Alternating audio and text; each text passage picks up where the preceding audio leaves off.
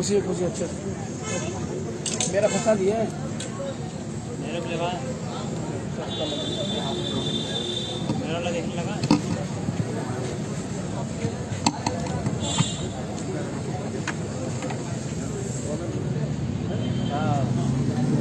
मेरा वाले देखो लग गया भाई। अरे ये लग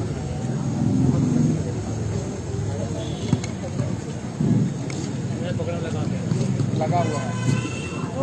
बहुत शुक्रिया आलम जी। और आज मैं अपनी बात एक कविता से शुरू कर रहा हूं। हमारा एक दोस्त है अनुज लुगुन, उसकी कविता एक है लालगढ़। ऐसा तो नहीं है साहब कोई ईंट फेंके और आप चुप रहे। ऐसा तो नहीं है साहब कोई ईंट फेंके और आप चुप रहें। ऐसा तो नहीं है साहब कोई आपके ज़मीर को चुनौती दे और आप कुछ न कहें। ऐसा तो नहीं है साहब कोई दखलंदाजी करे और आप उसकी आरती उतारें। ऐसा तो नहीं है साहब धुआं उठे और आग न रहे। ऐसा तो नहीं है ना साहब। कुछ तो है जरूर साहब, कुछ तो है जरूर साहब जो वातानुकूलित कमरे में रहते हुए आप महसूसते नहीं। कुछ तो है जरूर साहब जो रोबड़ा सोरेन पिछले कई सालों से नाम बदल कर फिरता है। कुछ तो है जरूर साहब जो आदिम जनों की आदिम वृत्ति को जगाता है। कुछ तो है जरूर साहब आप ही के गिरेबान में, आप ही के गिरेबान में, वरना कोई गढ़ यूं ही लाल नहीं होता।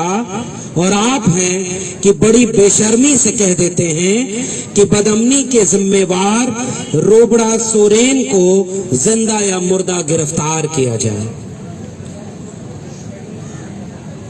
आज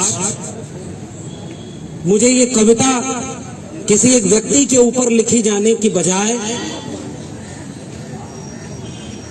देश के एक प्रतिष्ठित विश्वविद्यालय, केंद्रीय विश्वविद्यालय, देश की राजधानी के एक बड़े विश्वविद्यालय के परिसर में,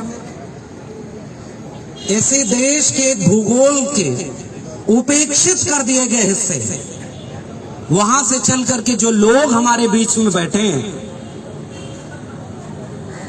मैं एक ऐसे भारत की कल्पना करता और उस पर गर्व करता कि इन लोगों को भी ऐसे विश्वविद्यालयों में पढ़ने का मौका मिला होता, या उस बच्चे को पढ़ने का मौका मिला होता जो कनरम सुरेश है, जिसे आज यहाँ पर केवल यह पहचान बताने के लिए आना पड़ रहा है कि जिन्होंने मेरी उंगलियां काटी हैं वो गुनहगार नहीं है। और इस सभा में आकर के मुझे लगता है कि एक विश्वविद्यालय होने का मतलब सार्थक हो रहा है जब वहां ये सवाल उठाया जा रहा है कि देश किसका है, जो शायद एक झंडा, एक निशान, एक विचारधारा, एक रंग में पूरे भारत को रंगना चाहते हैं, उनके सामने चुनौती है। और वो आपसे एक सवाल पूछ रहे हैं कि ये भारत हमारा कितना है। मुझे भी गर्व होता है बतौर नागरिक कि आजादी के अमृत महोत्सव मनाए जाने के दौरान इस बात को अब सरकारें आपके सामने कह रही हैं कि आप गर्व करिए कि आप भारत के नागरिक हैं। आप गर्व से तिरंगा फहराइए।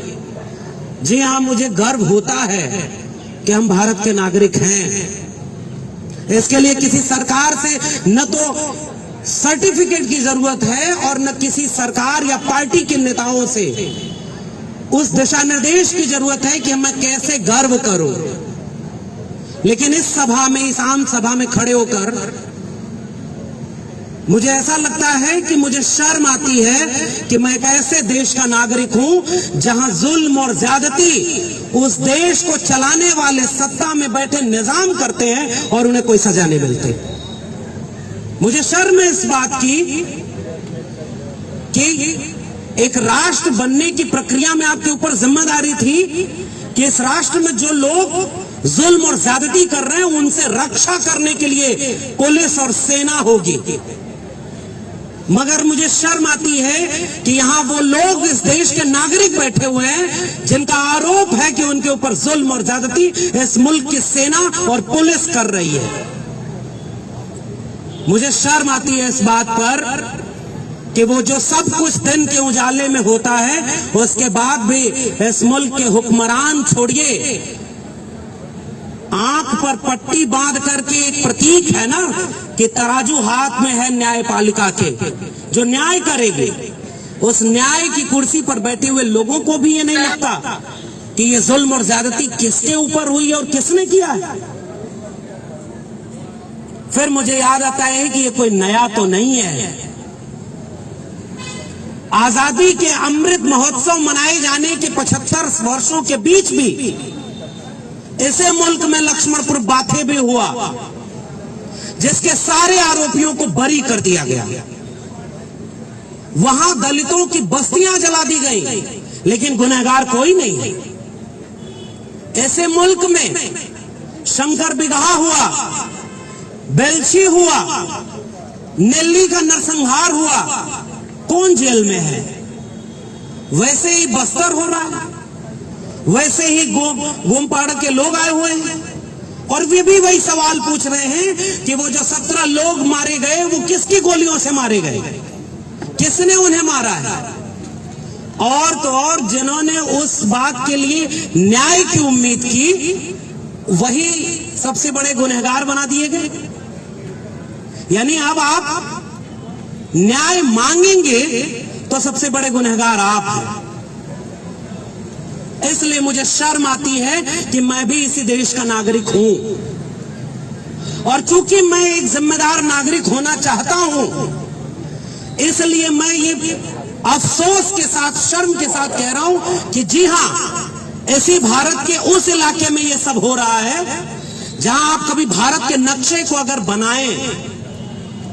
हम लोग भी अभी सरोजगिरी बोल रहे थे कि जो सबसे बड़ा इम्तिहान आज भी इस देश में माना जाता है, हम लोग जिस इलाके से आते हैं वहां तो पैदा होते ही लड़कों को कहा जाता है जाओ IAS IPS बनो, सबसे बड़ी नौकरी है। और हमने भी कोशिश की, बहुत अफसोस होता था कि हम पास नहीं कर पाए, मगर आज ऐसा लगता है कि अफसोस नहीं है, फक्र है, वरना उन्हीं की सूची में हमारा भी नाम शामिल होता जो खुद IPS रह करके भी बलात्कार करते हैं और उसके बाद भी इस मुल्क के निजाम उन्हें तमगा पहनाने का काम करते हैं।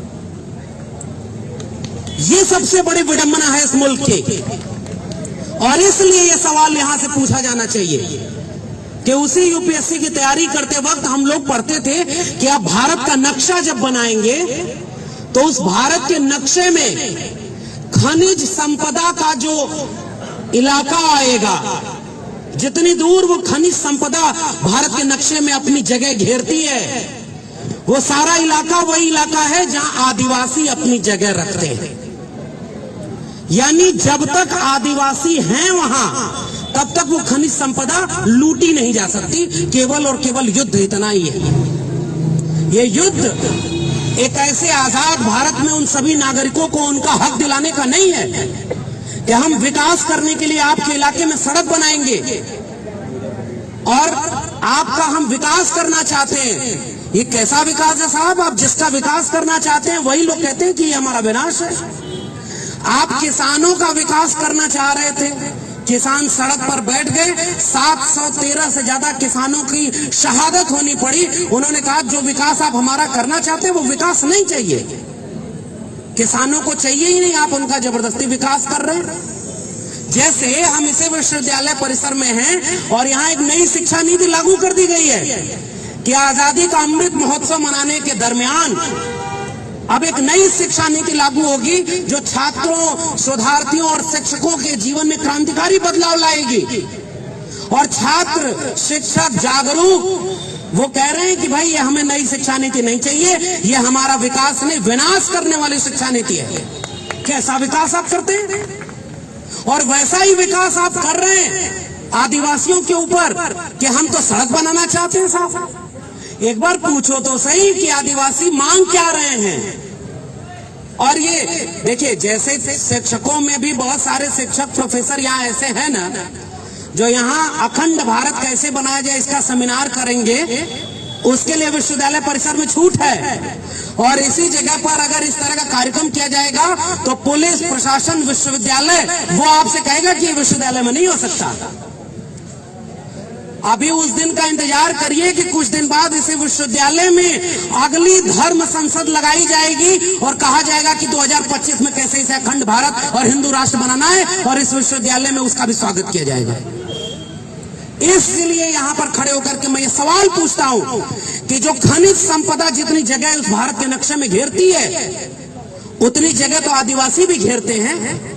और आपका विकास केवल इतना है कि उस जल जंगल जमीन को उनसे छीन लो, उसके लिए भले आदिवासियों को गोली मारनी पड़े, बलात्कार करना पड़े, उनकी बस्तियों को जला देना पड़े, वो सब जायज है। कैसे इस बात पर गर्व कर ले कोई भारत का नागरिक? केवल तिरंगा लंबा बड़ा बड़ा तिरंगा फहरा करके केवल दिखावा किया जा रहा है। और वो लोग दिखावा कर रहे हैं जिन्होंने 2003 तक अपने मुख्यालय पर तिरंगा नहीं फहराया, और आज वो आपसे कह रहे तिरंगा नहीं फहराओगे तो तुम देशद्रोही हो। उस संगठन का प्रमुख आज भी प्रधानमंत्री की बात नहीं मानता है, वो अपने डीपी नहीं चेंज कर रहा। अरे हम तो कह रहे हैं अगर डीपी चेंज करनी है तो लगाओ सोनी सूरी का डीपी और कहो कि भारत माता इस देश की अगर कोई है तो वो महिला है। और इसलिए सोनी सूरी की उस बात से मैं अपनी बात जोड़ता हूं, जो किस्सा उन्होंने उस आदिवासी महिला का सुनाया। आप इस बात पर चिंतित नहीं होंगे तो फिर किस बात के आप भारत के नागरिक हैं? वो सवाल पूछिए कि उसने माओवादी एक तरफ, पुलिस प्रशासन एक तरफ, और उनके बीच में वो तिरंगा लहरा रही थी कि हम काला झंडा नहीं फहराएंगे, हम तिरंगा फहराएंगे। वो एक भरोसे का नाम था ना, वो तिरंगे के प्रति भरोसा था, वो भारत के संविधान पर भरोसा था। मुझे अफसोस है उसी महिला ने, जब सोनी सूरी ने ये बात बताई कि कुछ दिनों बाद उन्होंने वो तिरंगा उसे लौटाते हुए कहा कि ये तिरंगा तुम रख लो, ये तिरंगा हमारी लाज की रक्षा, हमारे हक हुकूक से हमारी सुरक्षा नहीं कर सकता, फिर ये तिरंगा हमारे किस काम का? मैं आखिरी बात कहता हूं, हम सब एक पहचान लेकर पैदा हुए हैं। जैसे मेरी पहचान एक पुरुष होना है, मेरी पहचान एक ओबीसी समाज से आने वाले का है, मेरी पहचान गांव में रहने वाले एक ऐसे लड़के की है कि जो गाय भैंस चराता था, लेकिन उसको इतना मौका मिल गया कि वो 2-3 विश्वविद्यालयों में पढ़ने के बाद एक विश्वविद्यालय में भले ही ठेके पर सही लेकिन प्रोफेसर तो बन गया। ये मेरी पहचान है। मगर जब मैं अपनी पहचान बदल कर सोचना चाहता हूं और मैं ये सवाल पूछता हूं कि अगर मैं आदिवासी इलाके से होता, या मेरी माँ के साथ, मेरी बहन के साथ, मेरे भाई के साथ, ये जो के सुरेश ये लड़का बैठा है, कभी मनोविज्ञान पढ़िएगा साहब। उस बच्चे को केवल आज ये घूम घूम कर दिल्ली में हिमांशु कुमार जी पोस्ट लिखते हुए अफसोस कर रहे थे, और आज भी यहाँ बोलते हुए सोनी सूरी भी अफसोस कर रही थी। कभी सोचिए इस बच्चे के मनोविज्ञान पर क्या गुजर रही होगी, जिसे दिखाना पड़ता है कि मेरे हाथ की 3 उंगलियां मेरे बचपन में काट दी गई, और जिसने काटा वो बेगुनाह घूम रहा है, और जो हमारे लिए हक की लड़ाई लड़ा उस पर 5 लाख रुपए का जुर्माना लगा दिया गया। उस मनोविज्ञान को कभी आप समझ पाएंगे?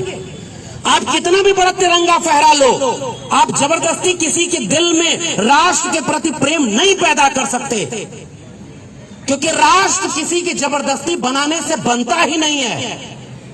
राष्ट्र साझा सुख और साझा दुख से बनता है। और आज इस मुल्क में उस कोने से आए हुए आदिवासी हमसे सवाल पूछ रहे हैं, भाई अगर हम इस मुल्क के बाशिंदे हैं, अगर मेरी पहचान आदिवासी नहीं है, तो क्या मुझे ये जुल्म और ज्यादती पता ही नहीं होगा? और अब मैं जबरदस्ती इनसे कहूंगा कि नाज करो इस हिंद पर कि तुम्हारा मुल्क है। ये लोग आज ये नहीं पूछेंगे कि जो हमारे हक की लड़ाई लड़ रहा है वो गुनहगार है, तो इस मुल्क पर कैसे मैं नाज करूं? वो साझा सुख और साझा दुख कहां गया? साझा सुख भले ही कम हो, राष्ट्र बन जाएगा अगर साझा दुखों का रिश्ता हमारा बन जाए। हम इनके दुख में अगर दुखी महसूस नहीं कर रहे तो माफ करिए साहब, हम इस मुल्क के बाशिंदे होने में कोई गर्व नहीं कर सकते। हम बस उस पहचान से आते हैं कि हम दिल्ली विश्वविद्यालय में हम यहां पर पहुंच गए और अभी नई शिक्षा नीति लागू हो गई है। अब इस मुल्क के किसान, कमेरा जातियों के लोग, उनके बच्चे अब कभी इन विश्वविद्यालय में नहीं पहुंच पाएंगे। ये नया भारत बन रहा है और देश की संसद में खड़े होकर इस देश का शिक्षा मंत्री कह रहा है कल कि देश के विश्वविद्यालयों को जरूरी नहीं है कि सरकार ही पैसा दे तभी चलेगी। फिर सरकार किस काम के लिए है? अंबानी और अडानी को पूरा देश बेचने के लिए है। आदिवासी राष्ट्रपति बनाएंगे और कहेंगे कि 75 साल में पहली बार हमने एक आदिवासी महिला को राष्ट्रपति बनाया। हम इस बात का विरोध नहीं कर सकते, हम स्वागत करेंगे कि हाँ भाई तुमने बनाया। लेकिन जब नॉमिनेशन हुआ उस महिला का राष्ट्रपति पद के लिए, उसी समय वो ग्राम पंचायत अधिनियम जो ये शर्त रखता था कि आदिवासियों की कोई जमीन ग्राम पंचायत से बिना सहमति के नहीं छीनी जा सकती, उसमें संशोधन कर दिया गया और अब कोई भी सरकार विकास के नाम पर उनकी जमीन छीन लेगी। ये है नया भारत। इसलिए आपको दिखाया जाएगा कि मैंने दलित को राष्ट्रपति बना दिया, मैं ओबीसी प्रधानमंत्री हूं। ऐसा ओबीसी प्रधानमंत्री है जो आज तक कभी मंडल कमीशन के नाम ही नहीं लेता है, जाति जनगणना होनी चाहिए इसका नाम ही नहीं लेता है। वो केवल चुनाव में याद करता है कि मैं ओबीसी हूं, बाकी समय वो कहता है गर्व से कहूं मैं हिंदू हूं और मुझे 2025 तक हिंदू राष्ट्र बना देना है। ये कौन सा मुल्क है भाई? मेरा सवाल इस मुल्क के आजादी के 75 वर्ष मनाए जाने के दौरान है और ये सवाल पूछना कोई भी गुनाह नहीं है, क्योंकि ये हक हमें इस देश का संविधान देता है, जितना बचाए उतना ही। इसलिए मैं केवल ये सवाल पूछ करके वह सवाल करते हुए कि मुझे नहीं पता ये चंद लोग जो यहाँ पर खड़े हैं उनके बीच से सोनी सूरी या सुरेश या हिमांशु कुमार जो लड़ाई लड़ रहे हैं या जो ये लोग यहाँ आए हुए हैं, कभी सोच कर देखिएगा जो बस्तर में हो रहा है क्या वो कश्मीर में नहीं हो रहा है? कौन सा मुल्क है फिर ये? कश्मीर का भारत कौन सा भारत है? नॉर्थ ईस्ट का भारत कौन सा भारत है? वहां पर इरोम शर्मिला जिसने आफ्सपा के खिलाफ इतनी लड़ाई लड़ी, क्या मिला अंत में उन्हें इस मुल्क में? केवल सेना, मिलिट्री, पुलिस, और पुलिस केवल इसलिए कि आप लोकतांत्रिक मूल्यों की आवाजों को केवल दबाएंगे। माफ करिए साहब, हम एक विश्वविद्यालय के छात्र हो सकते हैं, प्रोफेसर हो सकते हैं, हमारा पेट भरा हुआ है तो हम यहाँ खड़े हैं। जो रिक्शा चला रहा है, जो ठेला चला रहा है, जो खेती किसानी मजदूरी कर रहा है, उसे तो कई बार पता ही नहीं चल रहा होगा कि इस मुल्क को कैसे बर्बाद किया जा रहा है। इसलिए ये जिम्मेदारी हमारी है, क्योंकि हम ये जानते हैं कि हमारे सामने कैसे संविधान तहस नहस किया जा रहा है। आप भगवा रंग का संविधान बना के लहराओ, आप किसी मुल्क के मंदिर मस्जिद के नाम पर देश की जनता को लड़ाओ, शिक्षा रोजगार पर कोई बात नहीं करो, आपको कोई सरकार प्रशासन नहीं छड़ेगी, आप पे ऊपर कोई मुकदमा नहीं होगा, और आप अपने हक की बात करो, आपके ऊपर मुकदमे लगाएंगे और आपको जेल में डालेंगे। तो जेल तो हमारे लिए कहा जाता है ना कि दूसरा घर है। और मैं तो हिमांशु कुमार को सैल्यूट करता हूं जिन्होंने ये वादा किया कि मैं 5 लाख रुपए नहीं भरूंगा, तुम्हें जेल में ले जाना है तो जेल में ले जाओ। हक की लड़ाई में अगर ऐसे ही जेल जाना होता, जेल से डर लगती। अरे जेल से तो वो डरे जिनके पुरखे माफी मांगा करते थे कि जेल से निकाल दो, हमको पेंशन दे दो और हम जीवन भर तुम्हारी दलाली करेंगे। हम तो भगत सिंह को याद करते हैं जिसने अपने आखिरी पत्र में अपनी मां को लिखा कि मैं चाहता तो जिंदा रह सकता